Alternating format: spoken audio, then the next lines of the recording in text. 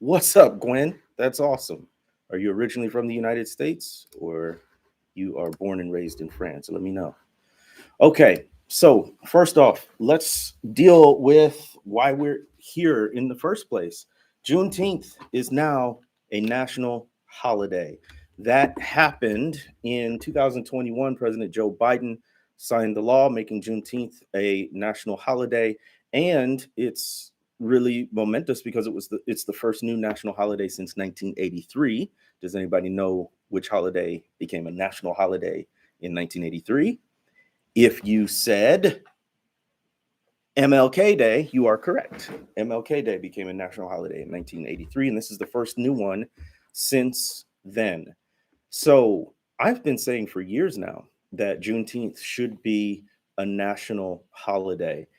I think that's for a few reasons. Number one, it is because, simply as a fact of history, the emancipation of enslaved Black people in the United States is one of the most important events in our nation's history. Um, so, for that reason alone, we should be remembering it on a regular, on an annual basis at least.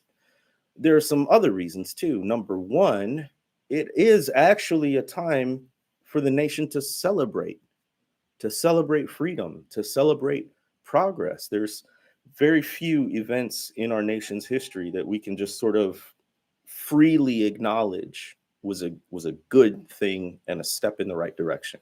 And certainly emancipation would be one of those things. So it's an opportunity to celebrate progress that we've made.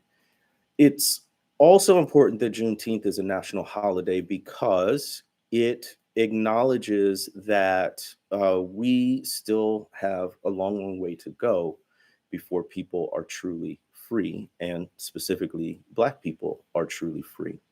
So, for those reasons, I think it's a good thing that Juneteenth has become a national holiday. But there are some risks, if you will, some drawbacks, some things to look out for.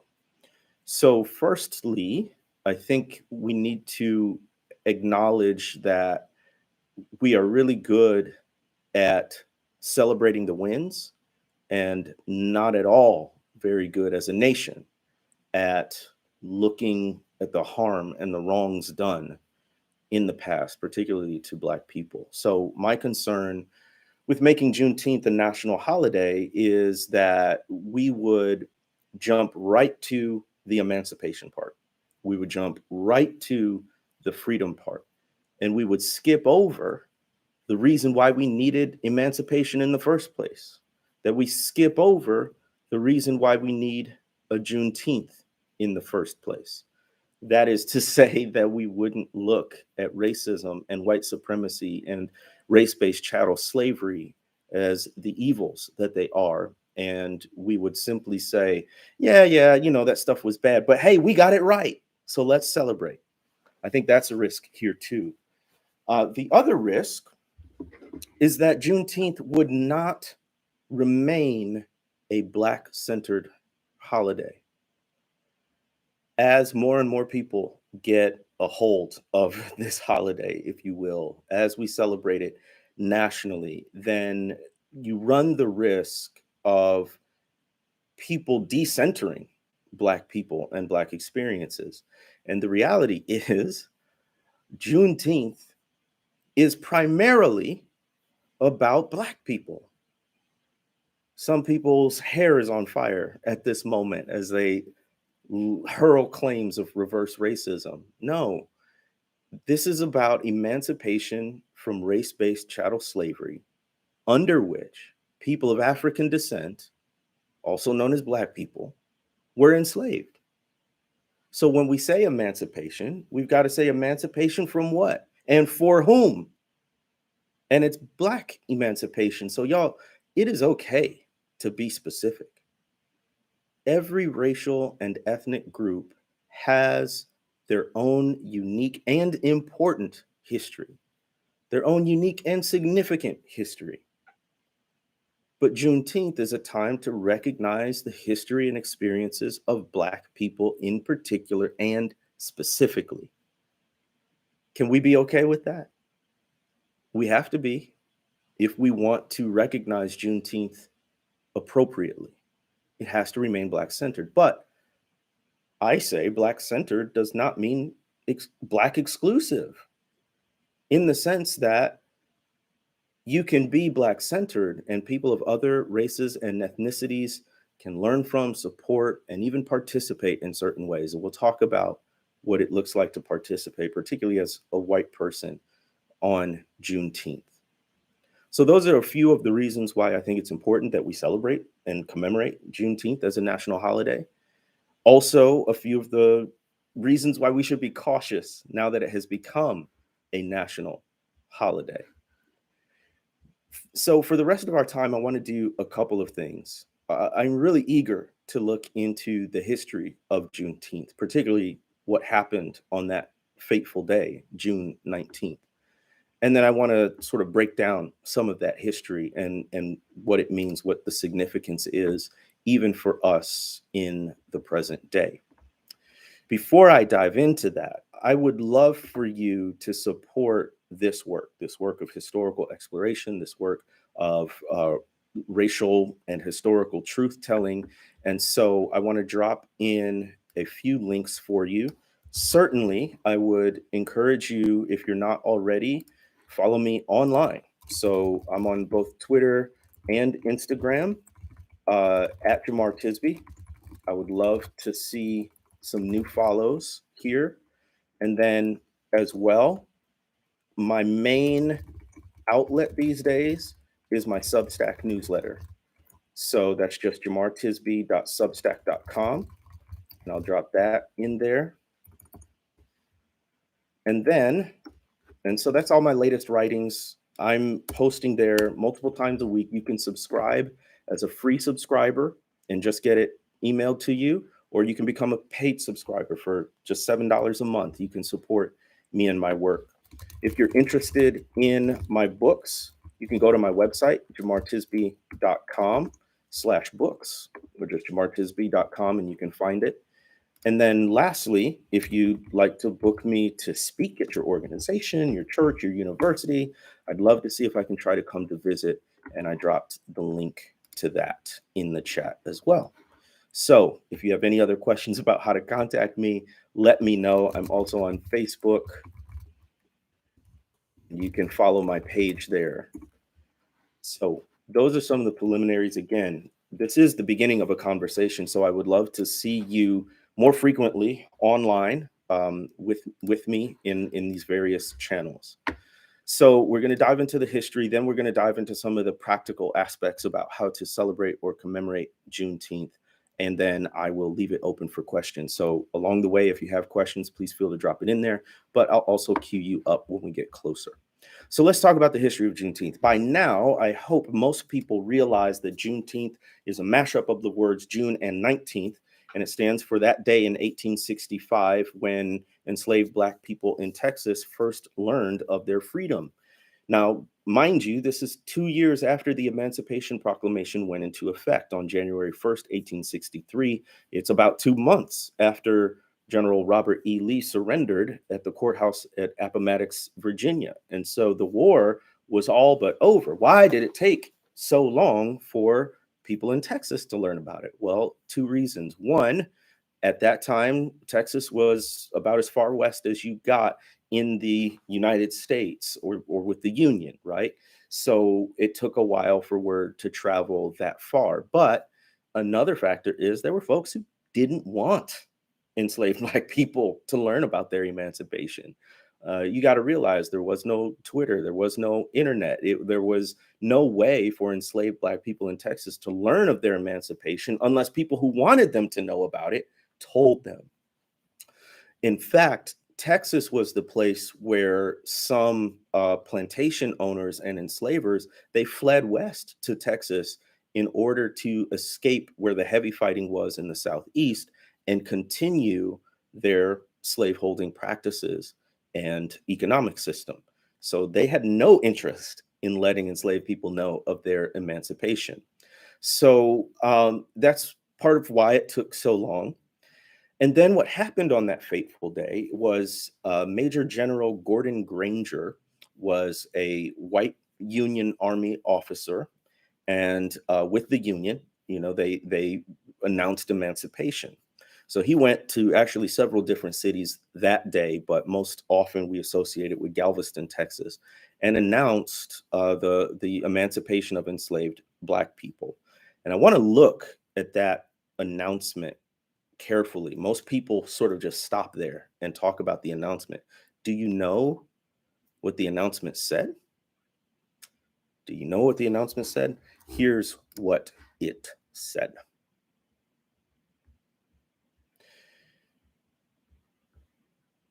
Wait a minute, I had it right here. Sorry, here we go. The people of Texas are informed that in accordance with the proclamation from the executive of the United States, all slaves are free. This involves an absolute equality of personal rights and rights of property between former masters and slaves, and the connection heretofore existing between them becomes that between employer and hired labor. The freedmen are advised to remain quietly at their present homes and work for wages. They are informed that they will not be allowed to collect at military posts and that they will not be supported in idleness, either there or elsewhere. Let's break down a little of what we heard. The people of Texas are informed that in accordance with the proclamation, meaning the Emancipation Proclamation issued years prior, the proclamation from the executive of the United States, meaning the president, who at that time was Abraham Lincoln, soon to be assassinated, all slaves are free. Can you imagine how enslaved people in Texas and really all over the country, how they would have heard that? What would their response have been to an official from the Union Army announcing in a formal letter, all slaves are free? I can't imagine the relief, the joy, maybe even the disbelief. Like, could this be real? Is this really happening? Mind you, by 1865, there'd been 4 years of war. Looked often like the Confederacy would win, would get to keep their plantations and their enslaved labor. And now, finally, the good news, all slaves are free. So you can understand why Juneteenth is the oldest celebration of Black emancipation in this country. Of course, Black people would celebrate. Granger goes on to say, this involves an absolute equality of personal rights and rights of property between former masters and slaves. Now, this absolute equality of personal rights and rights of property is critical because obviously Black people, enslaved Black people, had no personal rights that anyone had to respect. They didn't even often get formally married because plantation owners and enslavers didn't care to do that. There may have been some ceremony, but it was informal and oftentimes didn't have legal weight in the judicial system. So they had personal rights and they also had rights of property. Now, this is monumental. It said that freedmen, as they were called, recently freed Black women, men, and children, they had an absolute equality of rights of property. This is monumental because prior to emancipation, Black people were themselves considered property. So, of course, if you are property, you can't own property. That's what the chattel in race-based chattel slavery means. It means you were considered an object. You were not a person, you were property. You're not a human being, you were a tool, a farm implement. So, of course, you didn't have personal rights, nor could you own property. And then it goes on, and the connection heretofore existing between them becomes that between employer and hired labor, which is a switch again. no longer slave and slave master, no longer enslaved and enslaver, but an employee and an employer, which obviously means you have to be paid. And that's the big part here. I'll talk about in a moment, but Black people were not paid, were not compensated for their labor. Only the barest minimum was offered to keep them functioning and profitable. Now it's saying you can't do that. You got to pay your laborers. The order goes on to say the freedmen are advised to remain quietly at their present homes and work for wages. So perhaps they had in mind a couple of things. One, they didn't want Black people to go party in the streets, which, come on, we deserve a party, right? In the wake of this Emancipation Proclamation, like, give us some time to celebrate. But I think more to the point, they were concerned, and rightfully so, about Black people fleeing the South in droves. Now that Black people were free from slavery, it would be understandable, even predictable, that many formerly enslaved people would leave the land of their enslavement. Indeed, that happened, but it took a little while. The Great Migration didn't start until the first quarter of the 20th century, and millions upon millions of Black people did leave, but that wasn't right away. In fact, going back to the personal rights and personal property, a lot of Black people wanted to stay and be farmers, wanted to have their own plot of land, wanted to have 40 acres and a mule, so to speak. And then the last line I think is very telling. They are informed that they will not be allowed to collect at military posts and they will not be supported in idleness either there or elsewhere.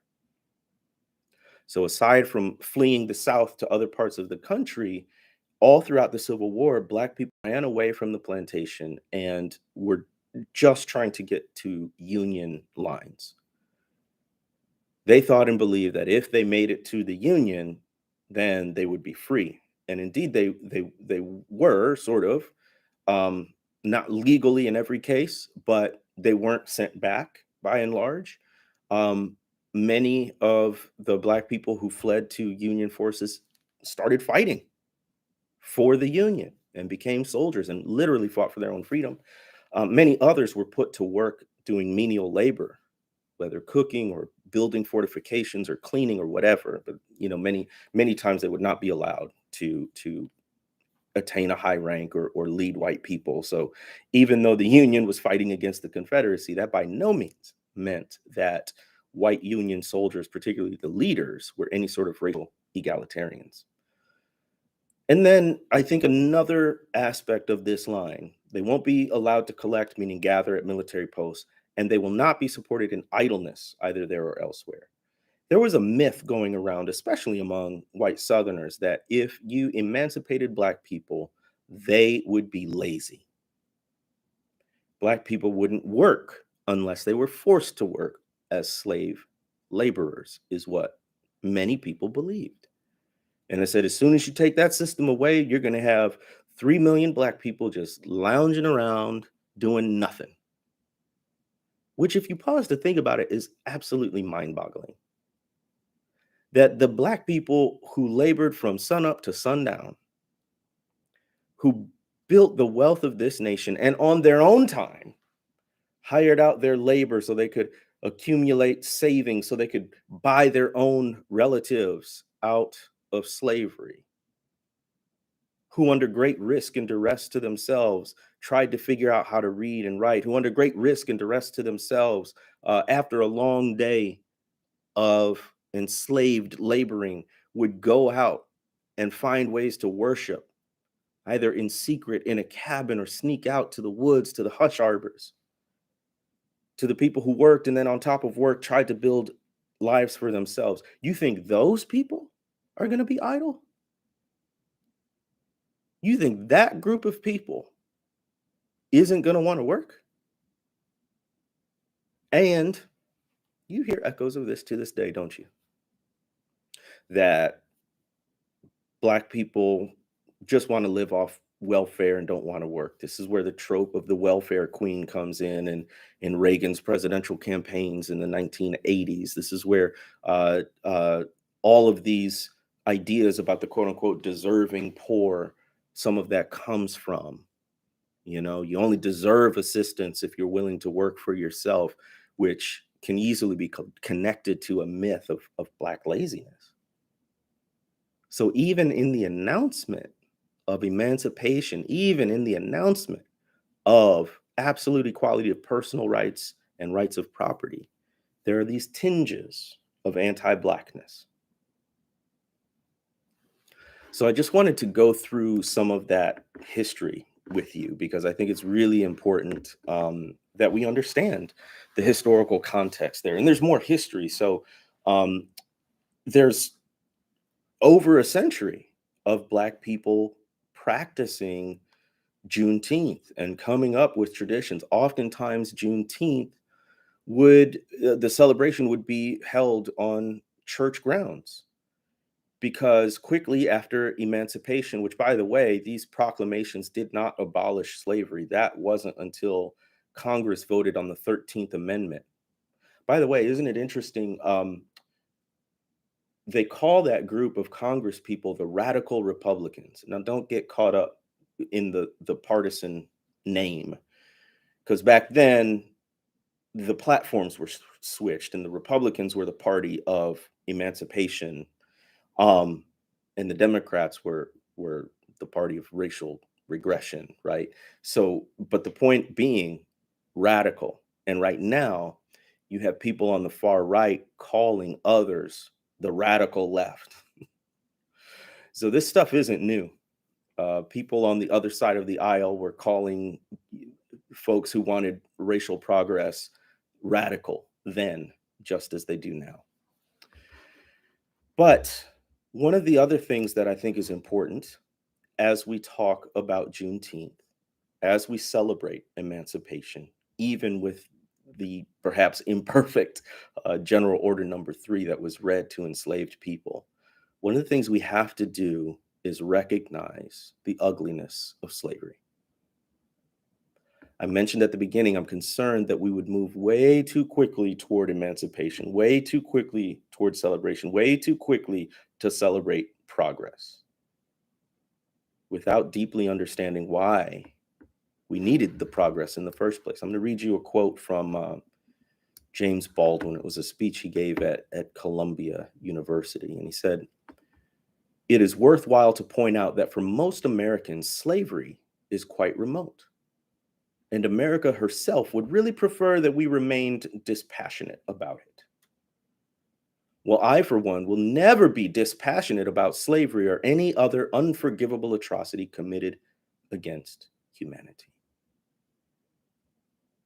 And it's in that spirit that I share with you 3 short examples of life under slavery. And I uh, give a trigger warning here. There's some graphic descriptions. So if you have young people listening, or you're not in a head place or an emotional place to hear it, um, that's a heads up for you. I wrote in my first book, The Color of Compromise, about a man named Olaudah Equiano, or Gustavus Vasa. He wrote an autobiography, and that's why we know of him today. He was born in Africa. He was of the Igbo tribe of present-day Nigeria, and he and his sister were kidnapped while they were kids. What's very interesting and important about Equiano's narrative is that he talks about the experience of being on the slave ship. So he's born about 1745. He's kidnapped when he's around 11 years old, and here's how he describes being on the slave ship, and this is actually even before they set sail. He said, "The stench of the hold while we were on the coast was so intolerably loathsome that it was dangerous to remain there for any amount of time." Then he told about being on board the ships while they were at sea, and talks about, well, you know, human beings have bodily functions and that waste has to go somewhere. So here's how he described it. There were these tubs which held human excrement, quote, "into which the children often fell." and were almost suffocated. And that's just the trip getting there. One of the things that Equiano also talks about is family separation. So, like I said, he and his sister were kidnapped. They were the only people they knew or had a connection to, because we forget there's great diversity among Africans. So there would be people of other tribes who didn't speak the same language, didn't know each other, weren't family, weren't friends, may have even been enemies. And now you're all lumped together in this ship, and whatever differences there were are flattened out and erased because now you're all enslaved. So you can imagine how important it would be in that situation to have someone who's familiar and a family member, a sibling near you. Well, it didn't stay that way for long. They were separated. They got back together just for one day. And here's how Equiana described it. Scarcely had the fatal morning appeared when she was again torn from me forever. I was now more miserable, if possible, than before. I think it's also important to note that Equiano was a Christian. He recognized the hypocrisy of Christians who said they followed Jesus, but would rip people from their homeland, enslave them, and then rip apart the scant family relations they still had. So he said to them, he said to his readers, O ye nominal Christians, might not an African ask you, learned you this from your God? Who says unto you, do unto all men as you would men should do unto you. Basically saying, the Bible tells us, love your neighbor as yourself. So where are you getting this behavior? How are you doing this to other human beings? The ugliness of slavery. Let me give you another example. This was in the book too. Harriet Jacobs was born into slavery. And one of the things that we have to recognize is that, as precarious as it was simply to be Black in a white supremacist and a slavery society, it was even more precarious to be Black and a woman. So Harriet Jacobs talks about growing up under the leering eye of her enslaver, this white man who was essentially just waiting for her to get old enough. And Jacobs also talks about being raised by her grandmother. Jacobs was an orphan, so her grandmother raised her, and grandmother was a devout Christian, was concerned obviously about her granddaughter's safety, but also about her, how she understood her Christian purity and virtue. And so it was this constant thing on her mind, Harriet Jacobs, and she had this awful choice. She could be sexually assaulted by her enslaver, or she could voluntarily enter into a relationship with a white man who was free, was not on their plantation, a white man. And in the end, she chose to enter into a relationship with this white man because she figured if she had children by her enslaver, they would automatically be enslaved. If she had children by this white man, he might have mercy and not enslave his own children, even though they were mixed race. And so that's what happened. She chose that choice. But here's one of the things we have to understand: oppression limits your choices. Oppression limits your good options. So there's no sense in which she really had her preference. She chose the least of two very, very bad options because that's all she had as an enslaved person. Here's what she wrote. She also wrote a memoir, an autobiography. That's Why We Know. And she was very aware, I think, not just of the reader's gaze, but of the white gaze, and not just of the white gaze, of the white woman's gaze. And we don't have time to go into all of it, but of course, white womanhood was weaponized against both white women, but white or Black people and Black women in particular. And so she was very conscious that white women might be reading about her story and her choices and sort of look down their noses. at Harriet Jacobs. So she said this: "But oh, ye happy women, whose purity has been sheltered from childhood, who have been free to choose the objects of your affection, whose homes are protected by law. Do not judge the poor, desolate slave girl too severely." Jacobs was saying, listen, you've lived a sheltered existence. Your womanhood is defended unto the death, especially when people falsely accuse Black men of assaulting white women. Your homes, your sanctity is protected by law. Harriet Jacobs had no such protection. So she said, don't judge. Don't judge me. You don't know what it's like to be vulnerable in these ways. One more example will suffice for now as we talk about the ugliness of slavery and why we needed emancipation in the first place. This one comes from Frederick Douglass and one of his autobiographies. He speaks of the violence of slavery. And again, this is graphic, but not gratuitously so. It's simply the reality that I think we have to understand if we're going to properly appreciate Juneteenth. So he speaks of a particularly cruel enslaver named Captain Anthony, who seemed to take joy in whipping his helpless victims. This is how Frederick Douglass explained it. He said, he, Captain Anthony, would at times seem to take great pleasure in whipping a slave.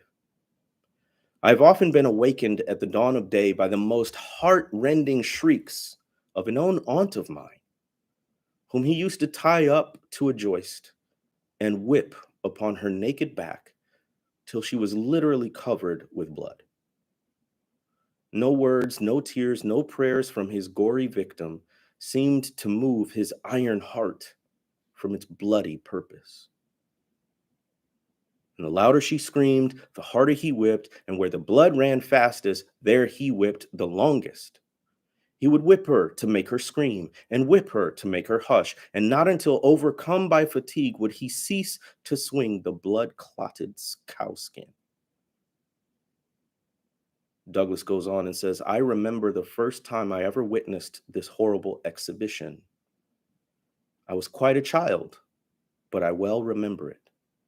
I never shall forget it whilst I remember anything.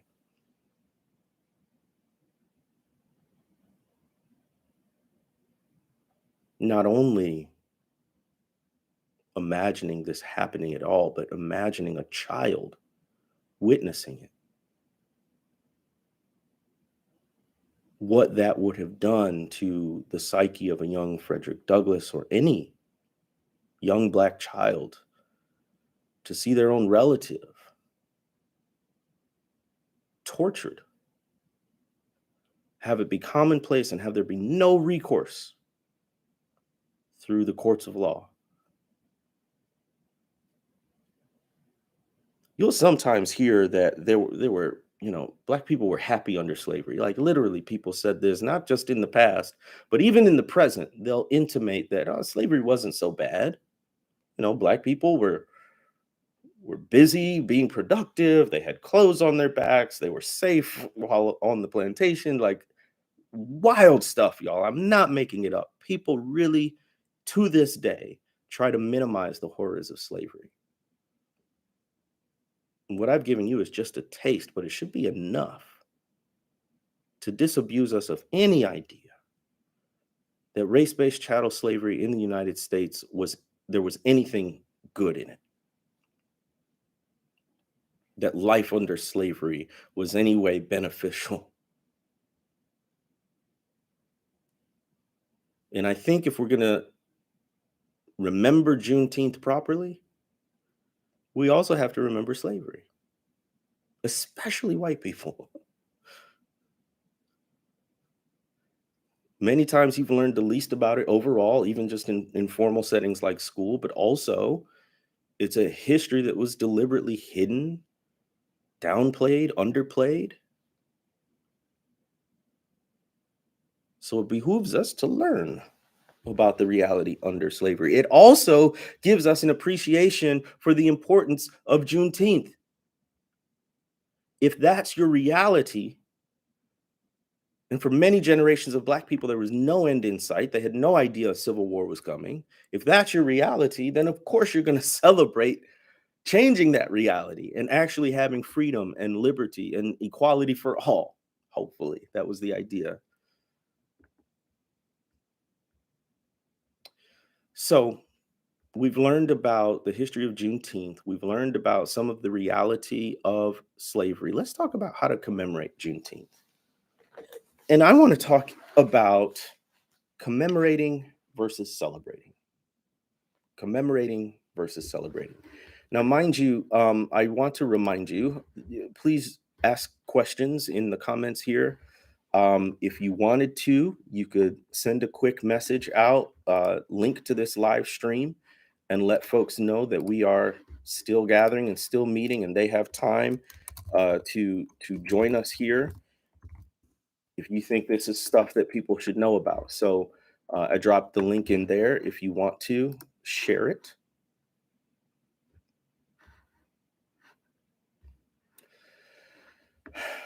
So let's talk about commemorating versus celebrating. That's how I put it. I don't know if anybody else uses that language, but I keep trying to remind myself that what I'm about to say should not be at all controversial.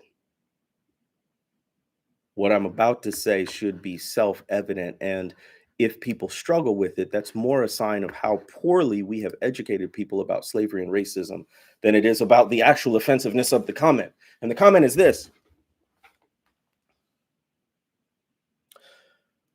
Black and white people should recognize Juneteenth differently because Black and white people were affected by Juneteenth differently. Because Black and white people were affected by slavery differently. Thank you, Gwen. I'll get to that question on the flag behind me.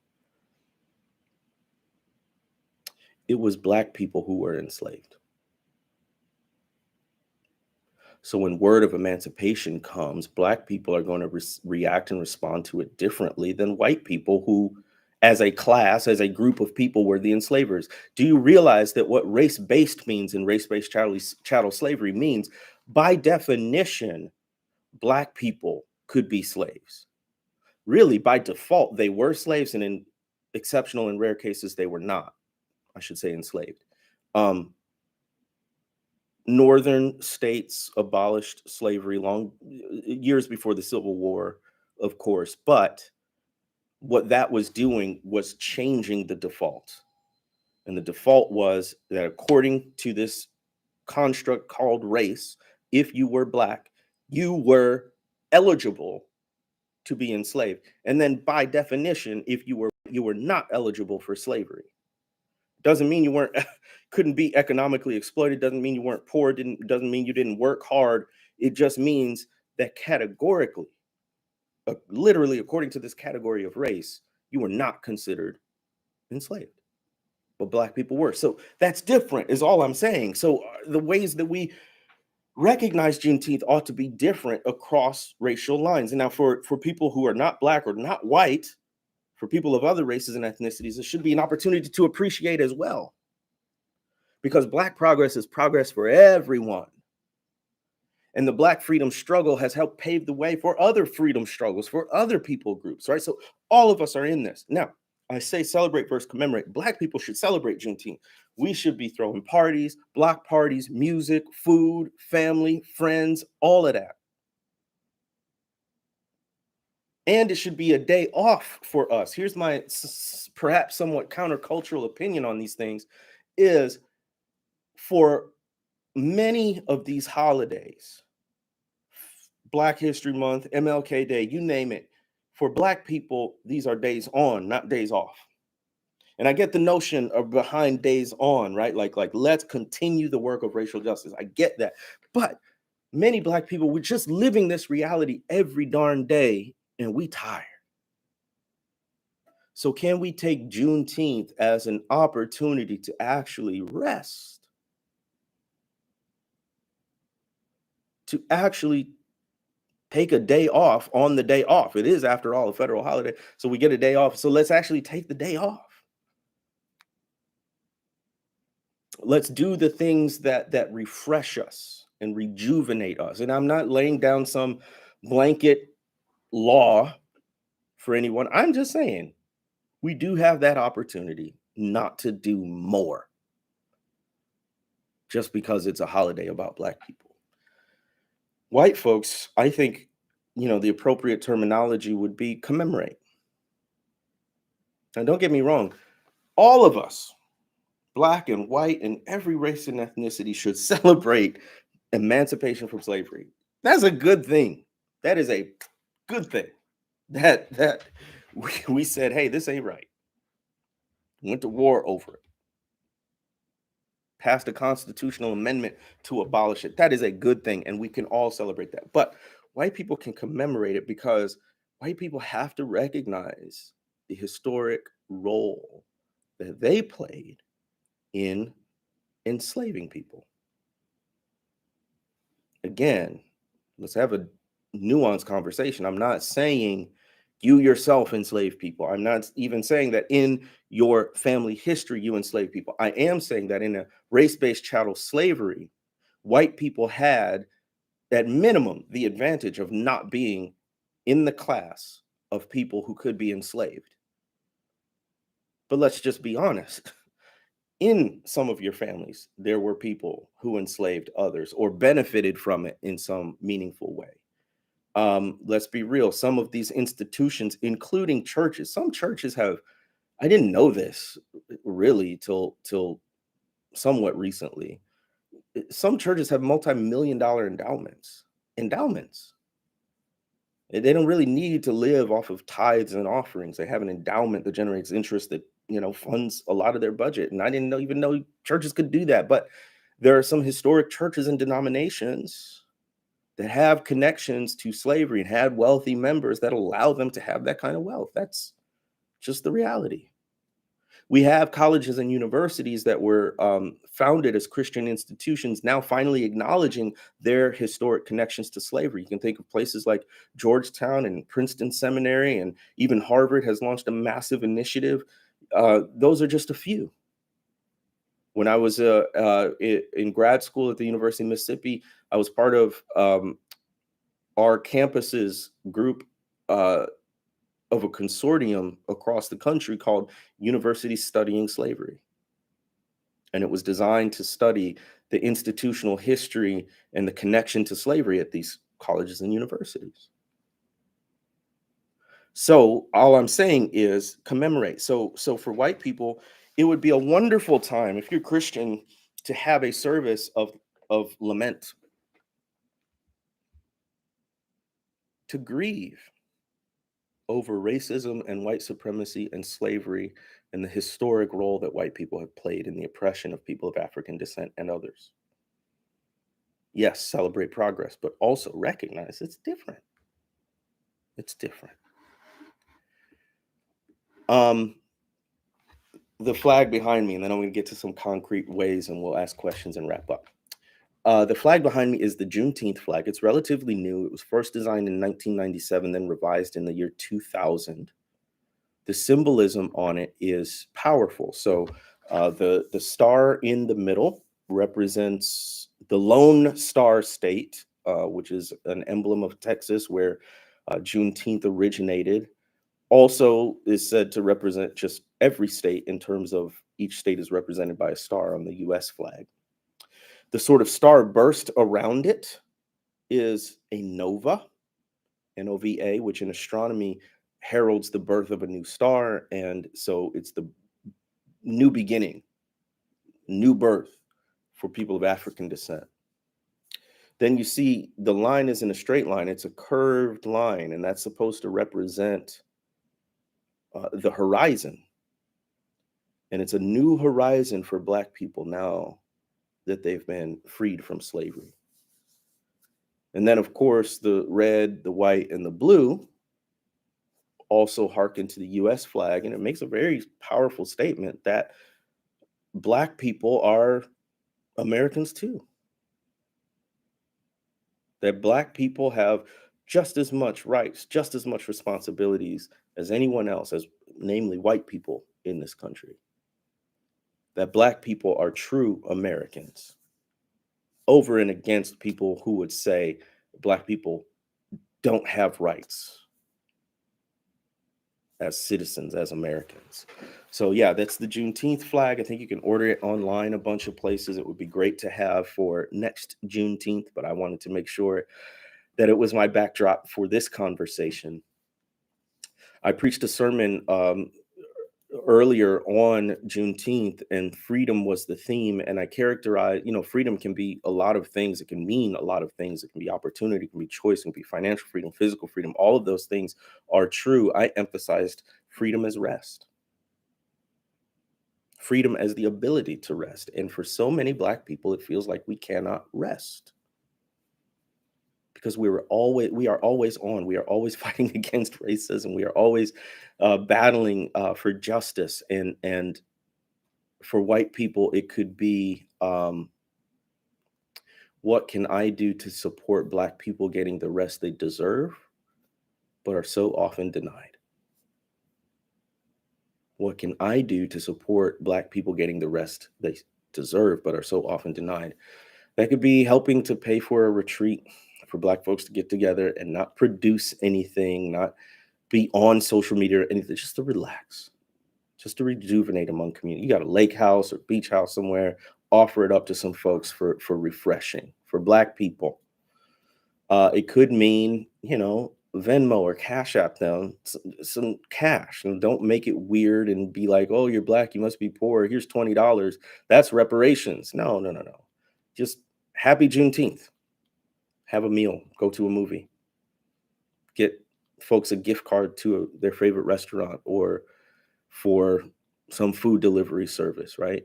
Rest, rest, rest. Don't let's add more labor onto Black people to explain racism or explain our existence. For Black people, really, really, really do celebrate. I mean, there's so few occasions where we as Black folks really take the opportunity to celebrate. I think the Black church has done pretty well at this, actually, from graduations to, um, honors and accolades to weddings and homegoings and all of that. But we as a people, because we face so much hardship still due to racism, should really take the opportunity of Juneteenth to celebrate in whatever way that looks like for you. I hope next year on the actual day of Juneteenth, not to be doing anything and pre-record or whatever material I need to, but so I can actually take the day off and rest. So we've looked at the history of Juneteenth. We've looked at some ways to commemorate or celebrate Juneteenth. We've talked about the symbolism of the flag here. Is there anything else you'd like to know? Let me know in your questions here. As you're getting those together, I'm going to pull up some questions I got on social media already.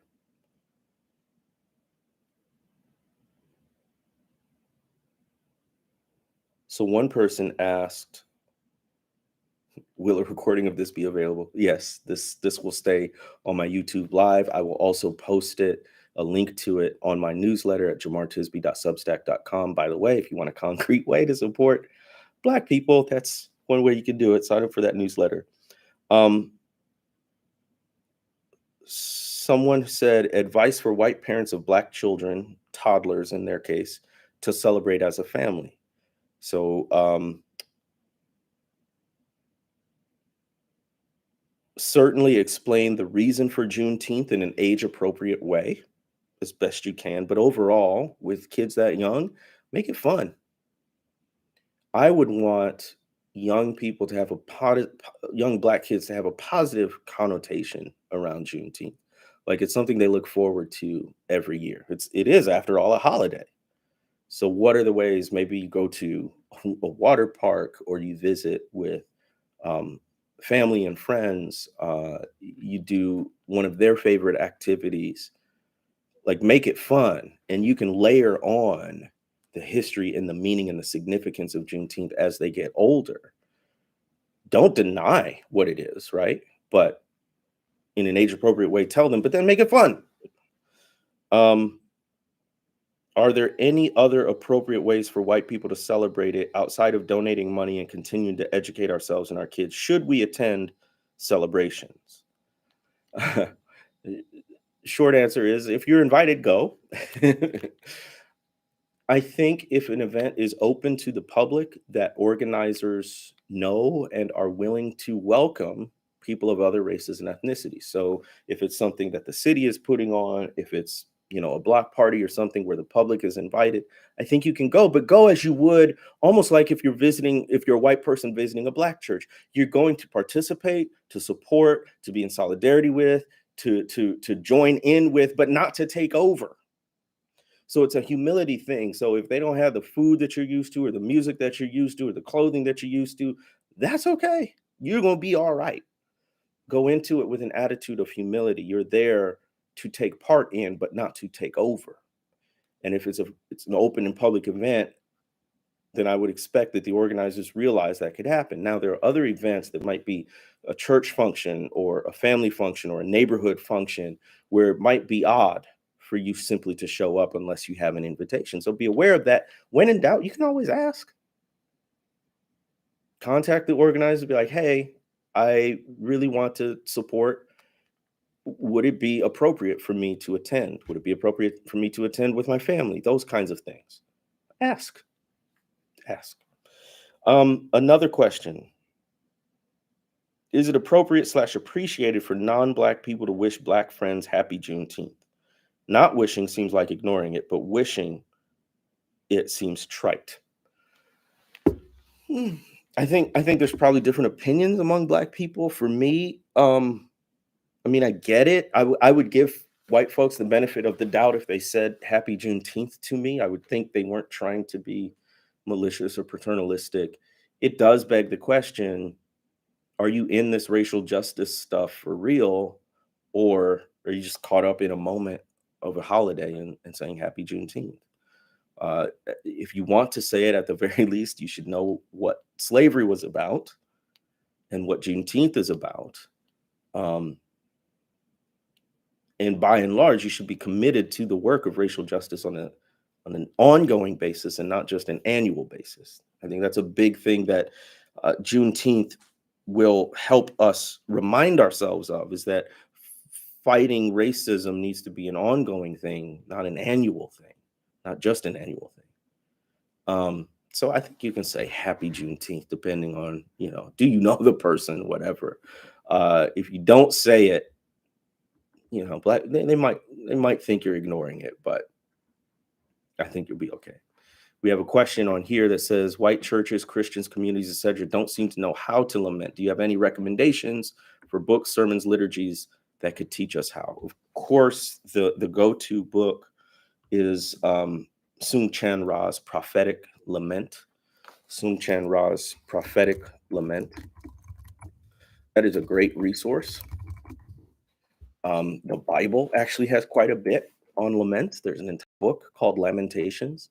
I've heard of some churches doing almost a litany of the saints. I think for Juneteenth, so in the context that I've seen it, it's Black people who have died, been killed because of police brutality. I think in the context of Juneteenth, it could be celebrating, Black freedom fighters.